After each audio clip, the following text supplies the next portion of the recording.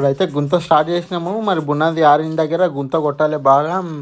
గుంత అయితే చాలా లోతు పోలే, చాలా భయంకరంగా ఉంది. ఇప్పుడు మన్ను కింద ఆల్రెడీ చెప్తుండ్రు శాపమొరం ఉంది అని. శాపమొరం అంటే మొత్తం గల్సురాయిలాకి వెళ్తుంది. ఇప్పుడు ఒక పిల్లని ఒక ఫ్రెండ్ని తోలుకొచ్చుకున్నా, జర్సేపు గుంత కొట్టించి మీనంతా ఊకే కూడకపోతుంది కదా, చుట్టుముట్టు జర గెలగేసినట్లని జరంత గుంత తీసి ఇచ్చిపోద్దా అంటే ఖాళీ ఉన్నందుకు వచ్చిండు. మామూలుగా సిటీలో అయితే ఇట్లా ఎవరు రారు. ఇక ఊర్లో అంటే ఇక ఎట్లనో కలిసిపోతుంది. వాళ్ళతోనో పని ఉన్నప్పుడు మనం కూడా పోయి చేస్తాము.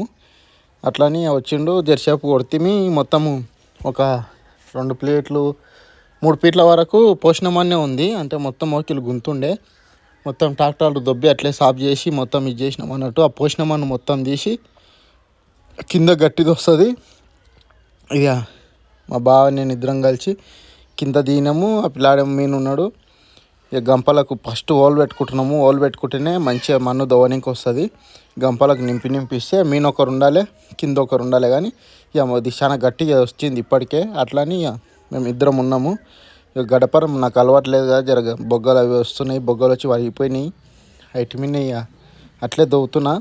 ఎందుకంటే మళ్ళీ కూలర్లను పెడితే చాలా అయితే ఇంకోటి చేసి పోస్తే అది మొత్తం భూమి అంత లూజ్ చేస్తుంది, అంత శీరం చేస్తుంది. అట్లా అని నేను తిప్పలు పడదాం, ఈ బాత్రూమ్ కట్టినంత దినాలు టైం ఉన్నప్పుడు మాపు పగులు చేసుకుందామని చెప్పి చేసినాయి. ఇప్పటి వరకు అయితే 9 ఫీట్లు అయింది. గన్ను పెట్టి నరికిన కింద చిన్న గడపరు ఉంది ఇక చూస్తుండ్రు.